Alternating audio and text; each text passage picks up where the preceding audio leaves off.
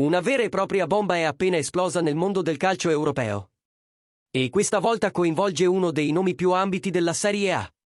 Siamo tornati con un aggiornamento scottante sul futuro di Victor Osimhen, l'attaccante nigeriano che potrebbe avere i giorni contati al Napoli. Come sempre, il nostro impegno è quello di portarvi le notizie più importanti e rivelatrici dal mondo del calcio. Quindi, prima di immergerci dietro le quinte di questa mossa che potrebbe sconvolgere il mercato dei trasferimenti, mettete un like, iscrivetevi al canale e attivate il campanellino per non perdere nessuna novità. Oggi, la telenovela Osimhen ha guadagnato un nuovo capitolo e il destino del fuoriclasse è più incerto che mai. Tutto è iniziato con l'addio di Cristiano Giuntoli, l'ex direttore sportivo che era stato il principale artefice dell'arrivo di Osimhen al Napoli, con il sostegno diretto di Gennaro Gattuso. Giuntoli ora prende le distanze dalla Juventus, club che sognava Osimhen come pezzo centrale della sua ricostruzione, soprattutto se Dusan Vlahovic fosse stato venduto. Ma con il cambio al comando e la nuova dirigenza della vecchia signora che sta tracciando altri piani, il nome di Osimhen comincia a raffreddarsi nei corridoi di Torino. Secondo il giornalista Fabrizio Romano, esperto assoluto di trasferimenti internazionali, la decisione finale sul futuro del nigeriano è ancora in sospeso. Ma una destinazione sta prendendo sempre più piede. La clausola rescissoria di Osimhen è chiara, 75 milioni di euro. Una cifra che, sebbene elevata, è considerata accessibile per i club mediorientali.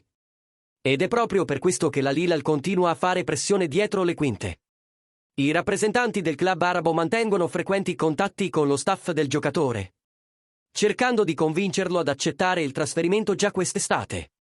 E anche se l'Al-Hilal sembra essere in testa alla corsa, ci sono altre potenze europee che non sono uscite di scena. Anche club francesi e inglesi continuano a monitorare da vicino la situazione, pronti ad agire nel caso in cui il giocatore dia segnali di apertura. La situazione è delicata e tutto può cambiare da un momento all'altro.